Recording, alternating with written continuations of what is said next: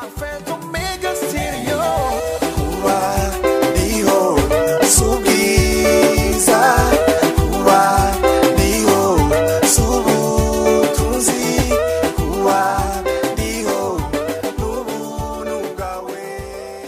my beautiful people. Welcome to another episode of Let's Get Real with 7 podcast.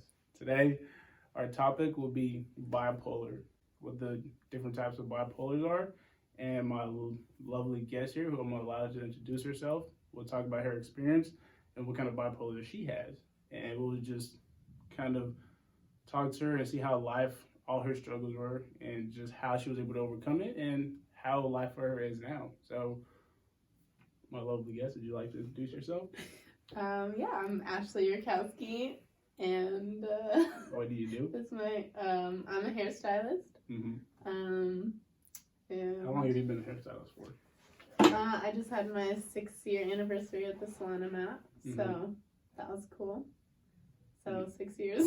Okay. You have family? You have siblings? You have what? Yeah, so I guess I'm a military brat, so I grew up all over. I have 3 siblings. I'm the middle girl and the youngest is a boy. Okay. And I have 2 parents, believe it or not, a mom and a dad. So how'd you end up here? If you said you're a military brat, how did you end up in Arizona? I went to ASU for 2 years, hated it, dropped out, decided to do hair. Okay. Yeah. And that's how you... So, Seattle, right? Seattle is where your family lives right now. Or... well, I was born in Washington. My dad's family lives there. My parents are in California, and my siblings are in, 2 of my siblings are in Colorado, and then my other sibling is in Kansas. She just moved because her husband is in the military. So you guys are kind of all like scattered. All over the place, yeah. So do you guys you guys meet up at least once a year? Where's that place? Where's the meetup spot? Seattle? Yeah. So that's my dad's side of the family. Yeah. So that's basically... Yeah. You knew something. You got a little bit right. I got one thing right. Yeah. All right. So the main topic is bipolar. So bipolar disorder. I appreciate it. Thank you. Yeah. Bipolar disorder. And so what is bipolar? So there are... Bipolar disorder. There you go. Yeah.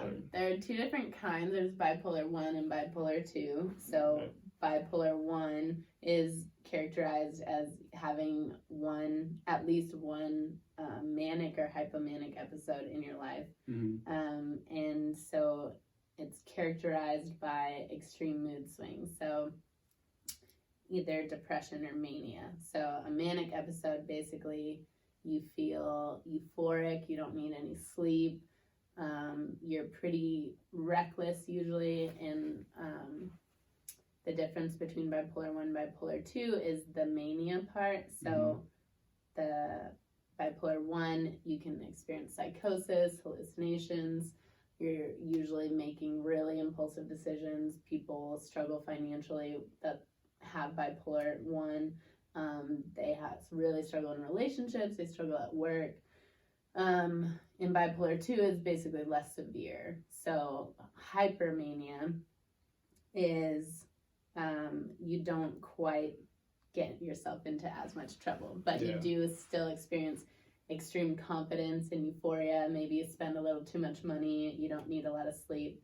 So it's one's just less severe than the other. But isn't bipolar 2 where you do experience like pretty bad depression though? Yeah, so both of them you experience depression, but bipolar 2 you're more prone to depression episodes than you are the manic episodes. So why is that though? Like if you're not really hitting the mania part where it's like super, you just feel like you're a god basically, you could do all these things. Why is it that you get all the way down to like a super low depression where... I mean, I don't really know like exactly the chemical imbalances that happen in your brain. Like scientists are still trying to figure out like the causes of it. But you're basically just going through mood swings. It's just how your brain works, that you can like pendulum swing from one to the other. But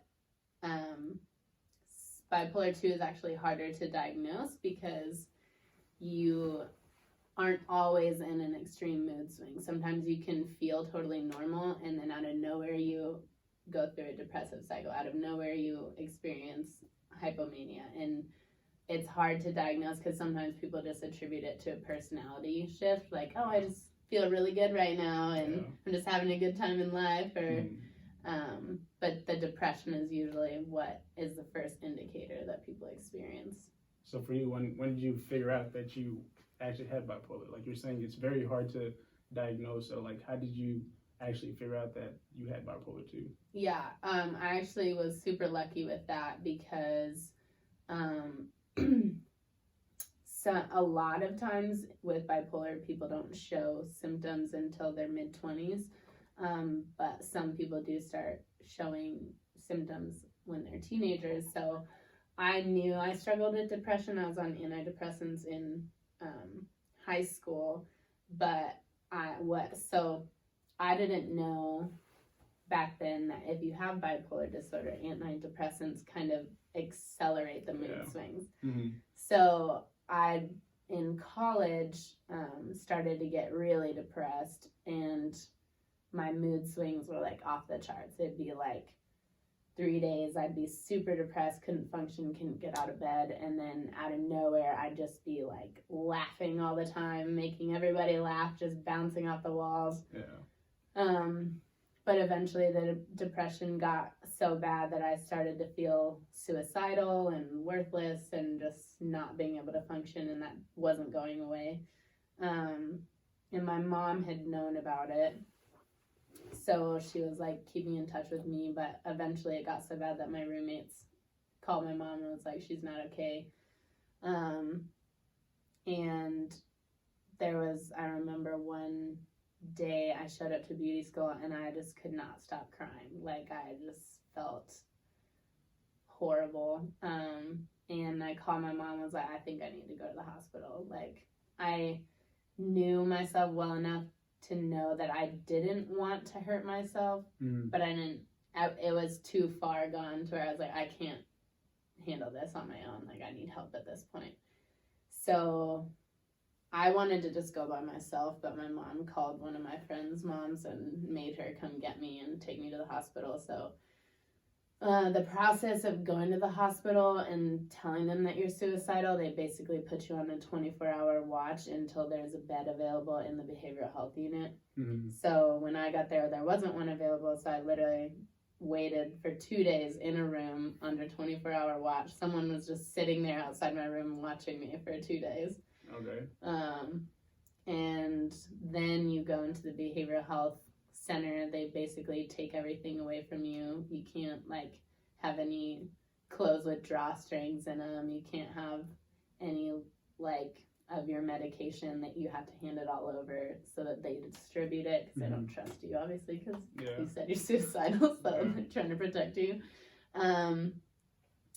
And I just went through a lot of interviews with doctors and told them my experience and what medication I was taking. And they just concluded that I had what they called a budding bipolar disorder because I hadn't had an actual manic episode yet. Because it's characterized by at least a week, I'm pretty sure. And I hadn't experienced that yet. So, but based on how I was reacting to the antidepressants, they were pretty sure that's what it was. And so I spent about a week there, and they got me regulated on medication, but it was a very long process after that to like feel like I could function normally.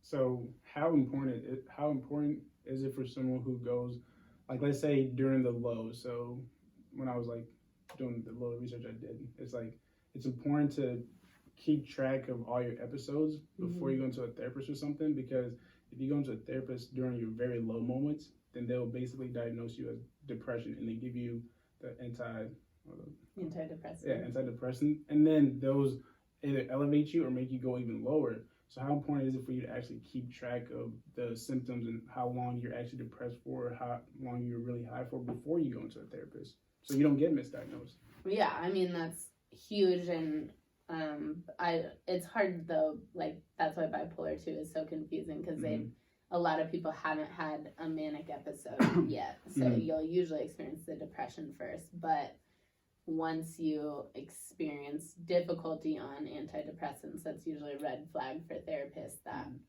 So not a lot of people are lucky enough to get diagnosed before they struggle with a misdiagnosis.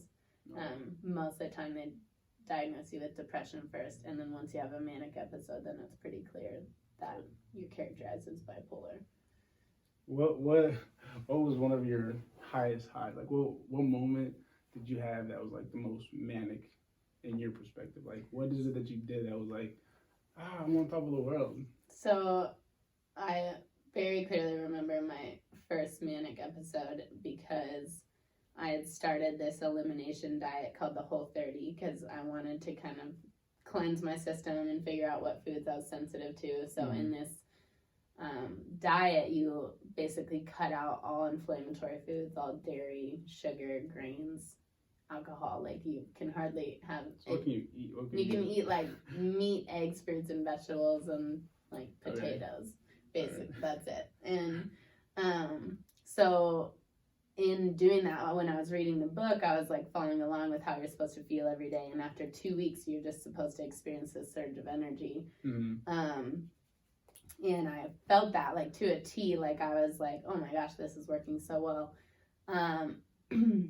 So it's just really ironic that I was actually having a manic episode and I didn't know it because I would basically be up till 3 a.m. doing like crafts. I would like be up till 4 rearranging the living room. I just like start scrubbing the tub and I would just feel like so good all the time. And I thought it was because of the diet, but it got so escalated. Like I would go out dancing with my roommate and then it'd be like 2 a.m. we'd get back and I'd still be full of energy. I'd go to the gym at our apartment complex and I'd literally play music and dance around for an hour, just jumping off the wall, like literally jumping up and down for like an hour. And I just would like obsessively clean. I just thought everything was funny. I just was so confident, and I thought it all was because of the Whole30. And what was hilarious was I convinced so many of my clients to do it because they were like, "You're just glowing, like you're." Like there's something so different about you. So these people started doing it and were like, I didn't feel that good. Oh my god. And it wasn't until later, like, because after that I had a huge swing into depression. And like, and the other thing that was an indicator was I got obsessed with Amazon. So every night I would buy something new on Amazon, like couldn't stop myself. Like I just constantly be scrolling through, what do I want? And I want to redecorate my whole apartment. And I think I ended up spending like close to $500 in that month on stuff I definitely didn't need at all. So looking back, I was like, man, that is so ironic. So you realized that later on now. Yeah, I had so no you didn't idea. go get like, you're like, well, I'm feeling a little too good. Like, is there something wrong? But then you said, wait, so you just said that then you hit it really low. Yeah. Oh dang. After so how was that like? How does it go from being like super high to super low? Like that must be draining on your perspective. Oh yeah, it's awful. It just happens. You can't control it. You don't know why. There's no, like you can't really see it coming. It just happens. It's pretty common though that you do experience major depression after manic episode, which is like unfortunate because a lot of struggle that people with bipolar have is the mania feels so good that they don't want to be on medication because they're trying to have a manic episode. Like they like that experience. They think it's who they're supposed to be. But then you can be just as self-destructive in a depression episode as manic. And that's for me, like you just develop coping mechanisms to deal with the depression that aren't healthy. And it's really hard to like break out of that without medication. So how does someone with bipolar disorder want to get help? Like, how do you? I think you and I were talking one time, and you see a therapist. Like, do you still see a therapist? So for a while, I was seeing like a counselor, therapist for like every week for 2 years. I don't see her anymore because I kind of got the skills that I needed from her to be able to deal with the bipolar pretty well now. But I do have a nurse practitioner I see who prescribes my medication, and I see her either like between every 1 and 3 months, depending on how I'm doing. How important was that phase where you were seeing your counselor? Crucial. Like, it was the only thing I looked forward to for probably a year. Like, I was struggling very hard once I got out of the hospital. It was really rough. And the therapy was pretty much the only thing that got me through. So was this hospital like once you were in school and you were going through that very hard depression? You mean like that hospital, or what? Like when did you go to the hospital? When I was in the behavior, when I got diagnosed. Okay. And how long were you in there for? A week. A week. Okay. How tough? How was living in that environment? Like how tough was it? Especially not being able to. Were you able to see anybody? Were you able to talk to anybody? Like how? Like. There's visiting hours, yeah. So basically, you have a schedule when you're in there, and there's classes that you can take, like therapy classes. So they had like a music therapy class or art therapy class, or like they had different meetings you could go to depending on your struggle. Like they had like AA meetings or just group therapy sessions.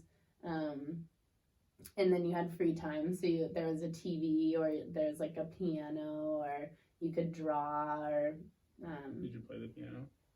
I did, actually. Oh. I know a little bit, not well, but I know a few songs, so that was fun to play that. But during your free time, you could make phone calls, you could have visitors, things like that. But then you were meeting with doctors, and then you had certain times where they gave your medication to you. So for the people that do experience super highs and super lows, but they don't want to be labeled as, let's say, mentally ill or whatever, and they don't want to have to go to a behavioral place or a health center, like how important is it for them to actually go there and then afterwards actually go see a counselor so that they can help them get through it? Like, I understand, like, you don't want to be labeled as that, but well, there's different severity levels of each case, and so I actually know quite a few people that are either diagnosed or self-diagnosed bipolar, and they don't take medication, or like pride themselves on being able to develop their own healthy coping mechanisms to deal with it. But like, for me, my perspective is I got to the point where I couldn't function. Like, I wasn't living life at all. So to me, I don't know why there's such a stigma on taking medication for a mental disorder when people treat it like the brain is a separate part of the body. It's like if you have high cholesterol, you take cholesterol medication, and that's normal. But like, it's weird for people, the idea of taking medication for a chemical disorder in your brain,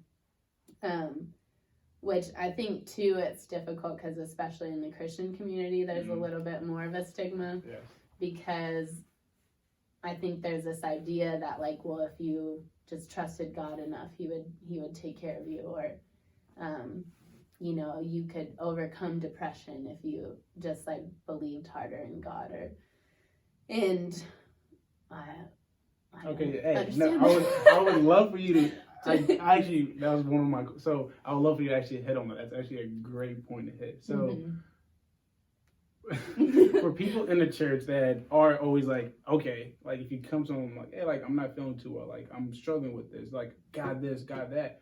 I understand God is able to heal and he's able to do a bunch of great things, but it's like a lot of times people just need other people to be humans. Like, I just need you to like be affectionate. I need you to care for me. Like, I understand God's here, but like you and I, like I can like touch you, I can talk to you, like I can feel you, but God, sometimes he feels far away, and so sometimes you just go to someone because you just need them to be another human. Like, well, and that, like, there's a difference between someone who's feeling depressed and someone who's diagnosed with a mental disorder. And so I think anyone's first step when they're feeling a certain way should be like prayer, should be like reaching out to people, should be therapy, whatever. I don't think anyone should just jump to, oh, I need to be on medication. But they've developed things to help people that struggle with that, and it's there's, I don't know the exact statistics, but it's for people with bipolar that aren't on medication, the like suicide rate is extremely high. The amount of people that can't hold a job without being on medication is extremely high. And I'm pretty sure I read today that 83 cases of people diagnosed with bipolar are characterized as severe. So to me, it's like God is capable of healing, but like you wouldn't tell someone that has cancer to just pray through it and not go to a doctor. Like, and so if you have a disorder that's affecting your whole life, like go to a doctor. Like, I don't think God gave people those gifts and those skills, and our society has developed in a way that like allows you to get help. So I don't think there should be such this like shame in going to get help. Yeah. And I don't know why people would be ashamed of their depression or their disorder when it's like that. You didn't have a choice in that. You're born with that. See, but some like spiritual people be like, oh, like you're basically like demon possessed. Like there's a demon inside of you because you're going through that. I'm like, yo, okay, no. Well, no, but that's no, I know, but yeah, like, I don't care what they say. They're obviously crazy. But it's like God can't really help you if you don't help yourself in a sense. So like if I don't go to the doctor, like God can't provide you with someone that's smart enough to give you the proper medication so that you can help yourself. Like you can't just sit at home and be like, God, like I want to be rich and then expect to be rich. Like you have to go and like work hard, and then God blesses you through those actions that you take. And just like with this situation, like you have to go to the doctor, get diagnosed, and see what the issue is, and then have God help the doctor prescribe you the right medication. Yeah, I mean, that is a perspective you can have, but also, like, that there's some danger in having that expectation that, well, if I just do my part, then God's going to give me what I want. Okay, right? Let's sit on that. So I want more perspective. God has certain promises for us, but those promises don't include God's going to give you what you want. Eventually. Oh, that's very valid too, yeah. So even what's hard is that even if you go get help, there's no guarantee that it's going to be a quick fix. There's no guarantee that it's going to be easy. The issue with bipolar is that it is something you will deal with your whole life. And you might experience years where you don't have any episodes. And then you might have years where you're experiencing multiple episodes in a year. Yeah. Or in 1 year you can experience. It's rare that you would, like for bipolar 2, having more than 1 to 2 episodes in a year is pretty rare. At least manic episodes. But anyway, I just think that like trusting in God isn't about I'm gonna trust Him to give me what I want eventually. It's about what does He want for my life, and how do I pursue what He wants for me? Because if I trust God and I trust His plan for me, then I'm gonna trust that that's what's best, no matter how I feel in the moment, or no matter how much I feel like it's not where I'm supposed to be. And that's been part of my journey, is like, why, like I feel like I can't accomplish anything because all I'm focused on is like surviving. Like that's how it feels sometimes when you're depressed, is like I'm literally surviving, and that's the extent of my life. I'm not like contributing anything because all I can think about is how do I get through today. But there's lessons in that, because like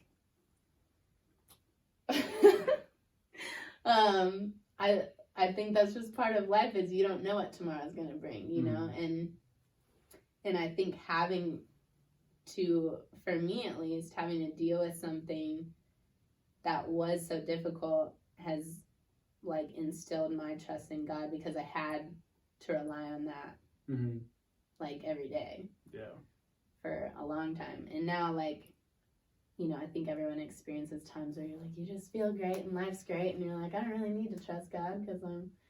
But then something hits you, and you're like, God, why is this happening to me? And So for me, it's like I really had to fight through feelings of being angry at him, but then just getting to the point where it's like, well, these are the cards I dealt. Mm-hmm. I was dealt. I can't control what was given to me. I can control how I respond to it, though. And that was, I'm thankful that God gave me a lot of diligence, because I think some people are so resistant to deal with issues that come up because they're either ashamed, they're scared, they don't want to be labeled, like you were saying. But I knew, like, I didn't want to deal with that. Like, I didn't want to suffer anymore. If I could get help, then I was like, well, I'm going to put in the work, like, to be able to, and where I'm at now is a lot more stable, and I'm super thankful for that. And I agree with you on the aspect of, like, when we pray, it shouldn't be that I'm praying and, like, God's going to give me what it is that I want. Like, I don't think that's how prayer works. It's like, I pray, if it happens, it happens. If it doesn't, I'm still going to continue to have trust and faith in God. So that you make a very valid point in that aspect. I didn't mean it. It's like you're going to go pray and God's going to give you what you wanted. But okay, so now let's talk about, so when it comes to relationship, how tough is having bipolar? Because, like, relationships are already hard as it is, like, but having to deal with someone that, like, honestly, some days you might have a really good day, and some days you might have a really bad day. Like, how is relationships for you in that aspect? I would say a lot of my family struggles with different mental issues, so I never felt any judgment or issues with my family. My parents were extremely supportive, and just, like, they just were wanting to look out for me, do whatever they could to support me. So that was never an issue. I'm sure my parents would say that, like, it was very difficult watching me go through what I went through. The hardest part for me was friendship. So, because I just experienced this level of people not knowing what to do, which is understandable. In the moment, I was so mad because I got out of the hospital and, like, took 2 weeks off of, I was in hair school at the time, took 2 weeks off to try and, like, recoup and, like, get back on my feet. And I felt abandoned. Like, people did not come visit me, didn't check up on me, like, ignored me almost. And I just, I know now that people just didn't know what to do. It's like it's a weird thing that not a lot of people have dealt with in their life, especially if you don't have family members or friends that have dealt with any sort of mental disorder. It is scary, and it's like you don't want to say the wrong thing, you don't want to do the wrong thing, and people don't know that usually results in avoidance or denial. So that was the hardest part for me, was just, like, wanting so badly to be cared for, but me not knowing how to ask for it, and other people not knowing how to give it, and not knowing what I needed. When in reality, all I needed was just people to show up. Like, I just needed people to be there, and they weren't, which made it harder. But I don't, like, blame anybody for that. And in romantic relationships, it's tricky because, like what you said, you never know where you're going to be at. And so it can be hard for the other person if they don't have an understanding of what that's like, because some people who don't struggle with it, it's just like, well, just change your mindset, just like change your perspective. And there's nothing more annoying to a person struggling with depression than someone saying, well, just be better. And you want to slap that person. So I think I didn't struggle with that as much. I had a tendency to date people that had similar struggles to me because I wanted to feel understood. And if someone didn't understand that, sometimes I did feel judged, so I wouldn't typically enter into relationships where people weren't understanding of it. Okay, so now when you say show up, so let's say you and I are in a relationship and you're having a manic episode. What is the right way for me to deal with that? Like, to help you out, either come back a little bit low so you don't go crazy, you don't spend $1 billion just on nonsense, and then you don't just think you're invincible and try to do a bunch of other crazy things.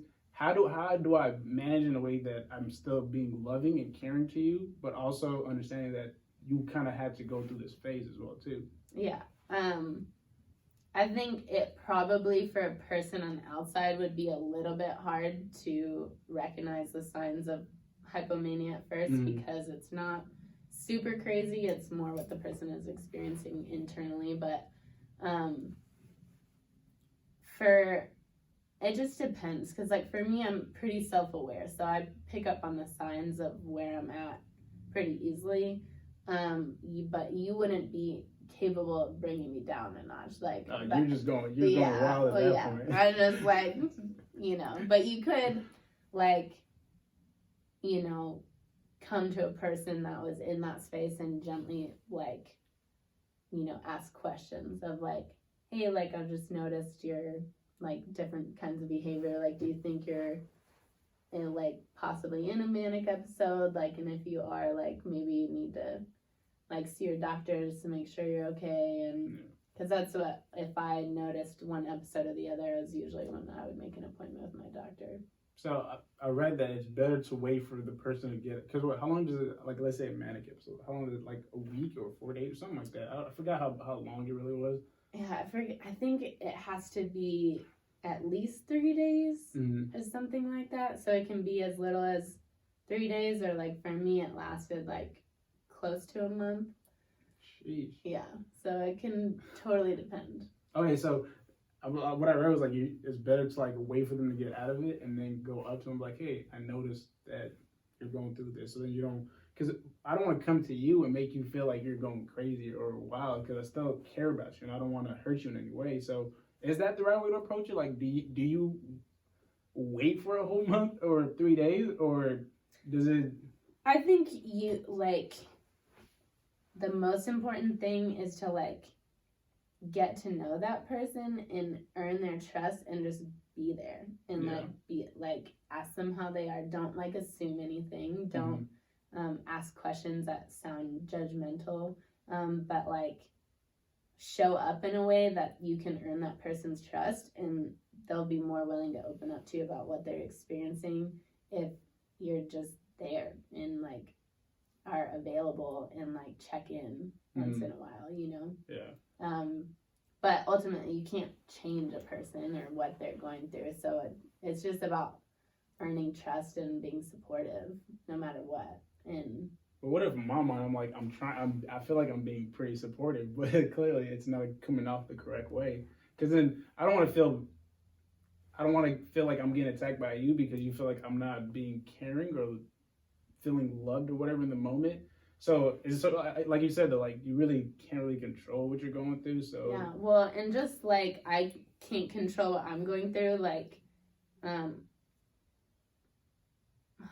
so it's like I would advise someone that is friends with someone with a mental disorder as family members that like I don't take things personally because they're going through something that you don't understand, and their reaction to your ways of trying to support, they might not accept it. They might want to just do their own thing. They might like push you away because that's their way of dealing with it. So I would just say not to take that personally, that it's not about whether you're doing the right or wrong thing, that just like continue to be there whether that person's trying to push you away or not.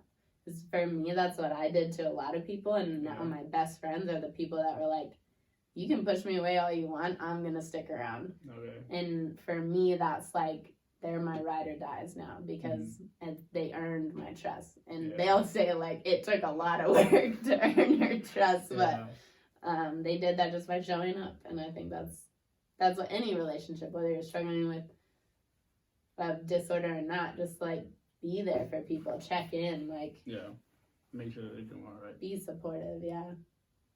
So now what does life with bipolar 2 for Ashley look like today, like an everyday life for you? Like what is it like? What do you struggle with? Do you still struggle with the same things? Do you struggle with it less? Or how does a every day look like for Ashley now with knowing that she has bipolar 2 and having a few years, I guess, under her belt or whatever? What does that look like? It's been a while since I've had a hypomanic episode, which there is the hardest part of dealing with it is having experienced that, because the only like the only experience that, you know, maybe people experience moments of euphoria, like during your like first kiss or like a roller coaster, where, you know, there are moments, but that's in a manic episode that's expanded into like a long period of time. So to live the rest of your life knowing what that feels like, it's like you've been up here. Yeah. So baseline for everyone else feels down here because you're like, I just want to be this happy. That feels like I should be that happy all the time. So being normal feels almost like you're depressed. So when you're depressed, it's like, dang, like this is rough. So when I have to be careful because it's just about balancing your expectations of life, and that I just have to try and see the good where I can, because it's like, as much as I'm like, oh, a manic episode would be nice right now, that's just real life. Like, people who don't have it will never understand, like, how good it feels. Is that why you love dancing so much? Is that like because you just want to feel almost that happy in a sense? Because you love to dance. You dance at like a ridiculous amount, but again, that's your thing. It is my thing. I mean, anybody that gets joy out of something, like, why wouldn't you do it as much as possible? Yeah. You can, you know, anything can be unhealthy for sure, but yeah, I mean, I found something that helps me, like, gives me life, gives me joy, and so that helps, like, to combat any like feelings of depression that I have. Now, when I know I'm depressed, when I don't want to go dancing, if I am feeling just like I want to be at home, I don't want to talk to people, like, that's a really big indicator for me. Like, okay, I might need to go to my doctor and like check in and see if I need to adjust my medication or things like that, because and so now dealing with that has been relatively easy because I can recognize signs of if I'm here or there. Yeah. And managing it is a lot easier than it was back then. I haven't felt extreme depression in quite a while now because I am super regular with my medication. And so it's not super bad. Yeah. Like, that's, I think, what some people, like, going back to the question of misunderstanding of it, you can lead a relatively normal life if you're responsible, pay attention, and take your medication like you're supposed to. But again, like, people want to experience those highs. Yeah. And so is that why sometimes you feel like you're not doing enough because you're not at that high, or you don't feel like you're good enough in a sense? Is because you're not at that point? Sometimes, yeah, that, like, I think back to how much I was able to accomplish in like such a short period of time, and it's like, man, I should be able to do that. And it made me feel so guilty because my roommate was like, when I told her, you know, like, I'm think that time I was experiencing a manic episode, and she's like, no wonder the house was clean all the time. And I'm like, man, I wish I had the energy to clean all the time now. And I've always thought sleep is such a waste of time. Like, I know some people love sleep, but if I could get away with 4 hours a night, like, oh, or like in Twilight, the vampires don't need any sleep, and I'm like, oh, that would be amazing. So why? Do you want that extra time to accomplish something, like, or you just don't like to sleep? I'm very goal oriented. Okay. So I just, sometimes there's not enough time in the day, and that, I would say, has been the hardest part for me of struggling with this whole situation. Is when I was younger, I was so, words that my mom always described me were diligent, organized, hardworking, like goal-oriented. When I put my mind to something, I would do it. And so now that I have this, it's like my energy levels are nowhere near what they were when I was like, well, I don't think anyone's energy levels are where they were when you were a kid, but for me to like put my mind to something is way harder now. And it almost, I feel this distance from myself of like, who am I really? Because why, like, I feel like I can't even be who I am or who I used to be. Yeah. So managing like, what am I capable of now has been difficult. Like, not holding myself to such a high standard. All right. Okay, so this is the last question. What are some of your advices to a younger, like, let's say you could go back to a younger you. What are some advices that you would give yourself at that young age before all this happened to prepare yourself for that? Because there's a kid out there who really doesn't know if they have bipolar 1 or bipolar 2 disorder, and they experience like the mood swings up and down. And a lot of times people are like, oh, it's just normal. Like, there's some highs and there's some lows, but they experience it very low, but they just don't know what's going on. What would be your advice to younger Ashley, in a sense, or a younger kid out there that's starting to experience those feelings? What should they do? How should they handle it? I mean, like I said, I think for me, I probably had best case scenario of getting diagnosed young, being just naturally self-aware. I've always been paying attention to like what's going on inside of me. Mm-hmm. It's just how I'm wired. And then also, like, my parents sent me to counseling for anger issues in 8th grade. And I remember thinking, like, there's this stigma over therapy, and I'm supposed to be resistant to it. Like, I'm supposed to be like, oh, I don't want to tell someone my feelings. Like, but I was so excited. Like, I was like, somebody fixed me. Like, someone told me what's wrong with me. So I think my advice to someone else who maybe is struggling with, like, depression or feeling like they don't belong, or just feeling not maybe normal, I guess. I mean, I don't like to say that, but like, if you're struggling, like, pay attention to what's going on inside, and don't be afraid to ask for help. Like, don't be afraid to tell someone. Don't be afraid to seek help, because it's not gonna just go away. And I've talked to a lot of people where they're like, I'm struggling with this, I'm like feeling this way, and I'm like, why don't you get help? And they're scared. It's like scary, and I get that, but I think, to me, it's scarier to live your whole life in pain and struggling. So my advice is just, like, have the courage to get help, and like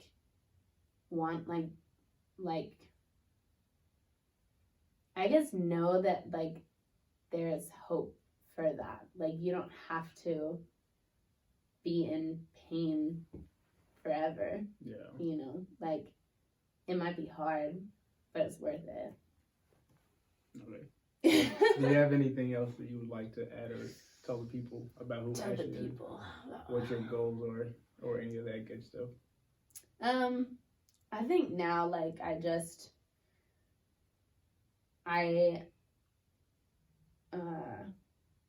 at the point now where I'm thankful that I deal with this, because I have a lot of friends who deal with it, actually, and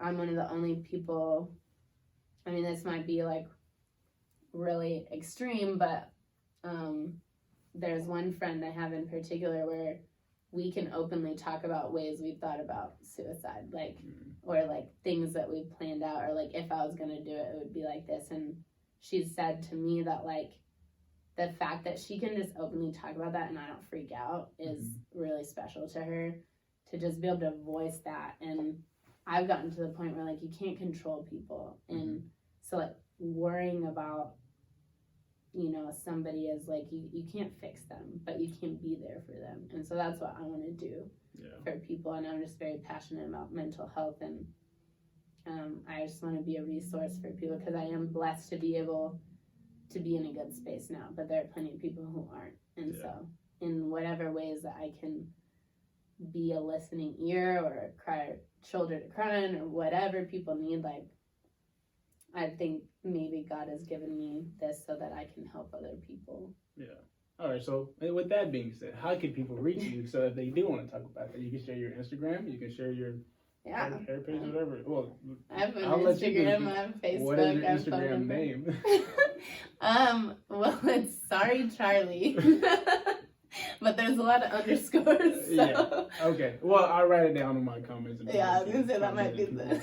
People can follow you. So she's a person you can go to talk to if you struggle with any type of mental disorder. Just so, as you can tell, she's good people, and she's willing to listen. And I think the greatest thing that you just said, I think a lot of people that go through mental disorder just need someone to be able to listen to them, someone they can talk to.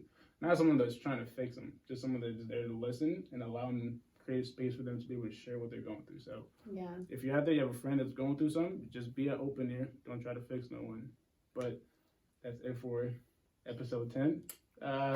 Before I go, God loves you. I love you. God bless and stay safe. Thank y'all. Peace out.